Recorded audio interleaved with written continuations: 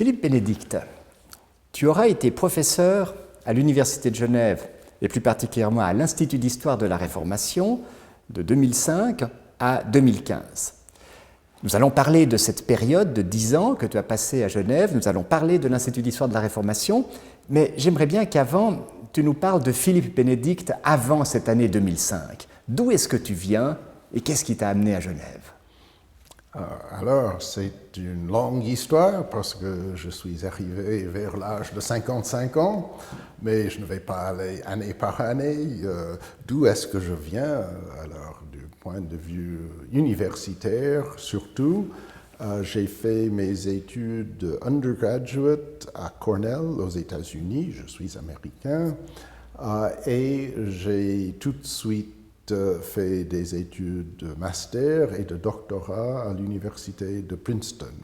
Donc, ma formation a été aux États-Unis et j'ai fait ma carrière là jusqu'au moment où je suis arrivé à Genève et notamment pour 26 ans à Brown University, qui fait partie de Ivy League, donc c'est une petite université d'élite comme les universités auxquelles j'ai été formé.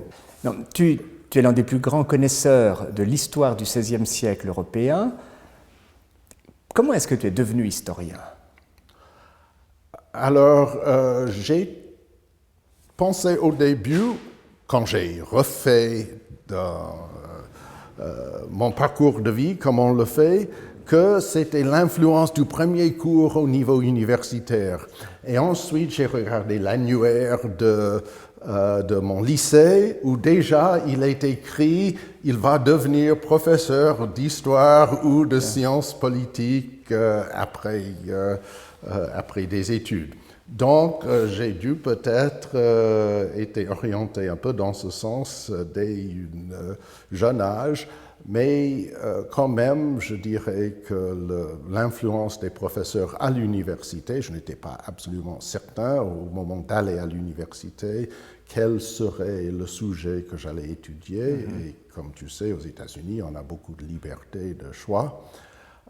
Mais très rapidement, je me suis orienté vers l'histoire et un cours que j'ai pris avec un professeur exceptionnel, Heli Königsberger, qui était lui aussi un grand spécialiste du XVIe siècle, qui a terminé sa carrière professeur à l'Université de Londres après avoir été formé à Cambridge. Donc une formation anglaise surtout. C'était quelqu'un qui parlait de l'histoire avec tant de sophistication et d'intérêt que je me souviens toujours de beaucoup de détails de ses cours. Finalement, c'est ça qui m'a intéressé dans le XVIe siècle. Je crois aussi que c'est le fait que c'est une époque à la fois suffisamment distante pour être autre que notre propre temps et avoir l'intérêt de l'exotique dans le temps, mais à propos duquel il y a une très riche documentation qui fait qu'on peut véritablement connaître beaucoup de détails sur les événements et la vie des gens.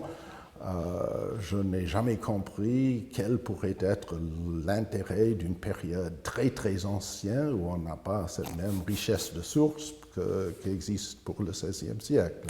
Tu parles, Philippe, d'une richesse de sources, mais il s'agit évidemment du XVIe siècle européen. Puis on comprend pourquoi un jeune étudiant des États-Unis s'intéresse à l'Europe. Mais ensuite, tu as fait tes recherches, pour ta thèse en particulier, sur les guerres de religion et sur Rouen. Qu'est-ce qui t'a conduit plus précisément là-bas ? Alors, les guerres de religion, j'étais étudiant dans les années 60, à la fin des années 60, et Cornell était un des centres de la contestation universitaire.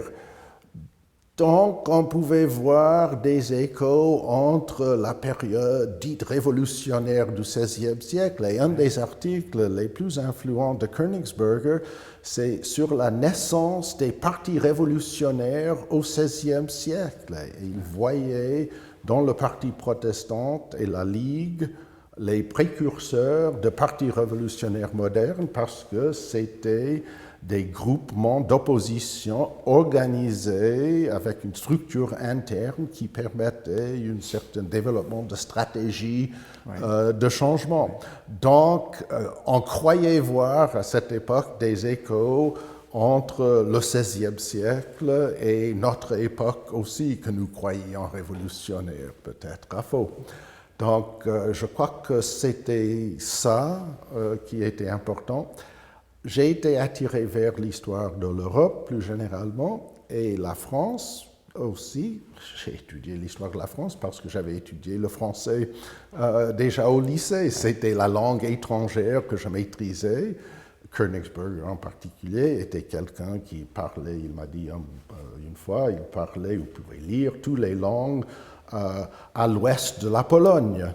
Et donc, il encourageait ses étudiants à travailler sur des sources d'époque. J'ai suivi un séminaire comme undergraduate avec lui où on lisait les sources en français. Ouais. Donc, l'utilisation de la langue que j'avais était imposée, quoi. Et puis après ces recherches sur les guerres de religion, tu t'es assez rapidement tourné vers le XVIIe siècle. Mais c'est un autre monde. Pas tant que ça, il y avait une continuité. D'abord, j'ai écrit ce livre sur Rouen pendant les guerres de religion.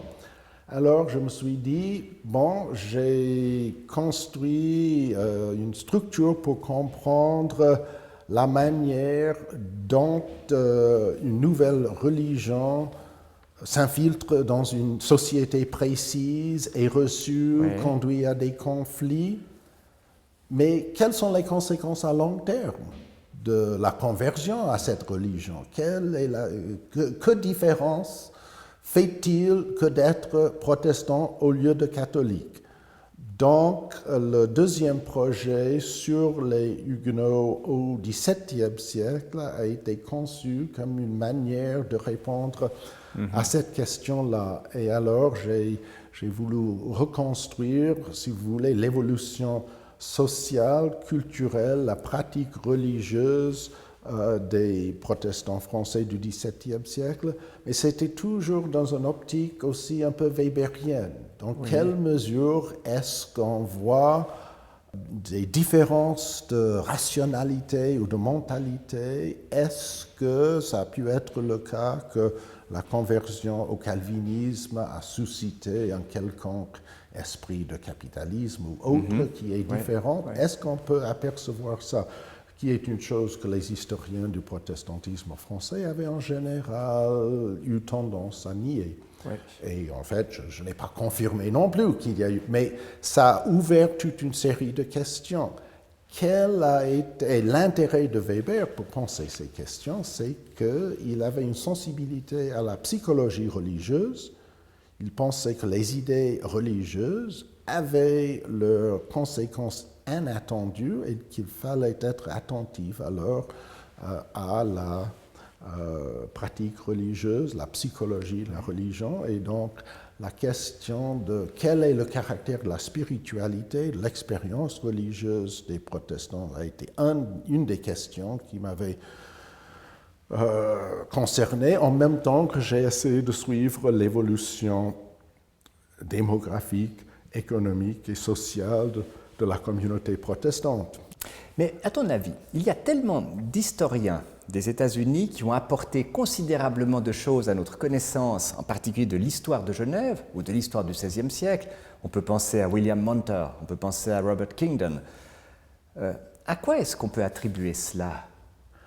Alors maintenant, il y a Philippe Bénédicte et puis d'autres, mais on vous doit énormément. Mais il y a toujours eu beaucoup d'historiens de l'Europe aux États-Unis. Ça fait partie du curriculum en histoire dès le début. Et alors, les historiens américains ont toujours tendance à s'orienter vers certains moments de l'histoire jugés particulièrement importants pour un certain récit du développement de la civilisation occidentale qui est le cours d'initiation que nous offrons toujours aux étudiants. Ouais. La Réforme, c'est un moment très important. Genève et Calvin, à l'époque de la Réforme, c'est très important pour la Réforme. Donc, parmi les nombreux spécialistes de l'histoire de la Réformation, comme on dirait aux États-Unis, pas mal s'orientent vers Genève presque logiquement.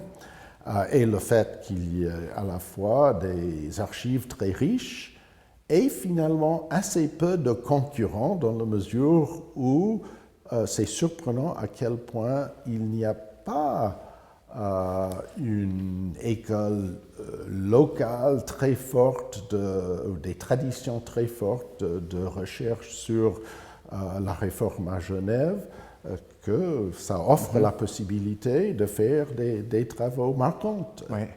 Il me faut te remercier d'abord pour tout ce que tu as fait au cours de ces 10 dernières années à l'Université de Genève et à l'Institut d'histoire de la Réformation en particulier, et puis te remercier aussi pour cet entretien très riche qui nous permet de mieux faire connaissance du parcours qui a été le tien et des recherches qui sont les tiennes. Merci Philippe Bénédicte pour cet entretien que tu nous as accordé. Merci à toi pour l'occasion de pouvoir m'exprimer un peu sur les questions qui me passionnent.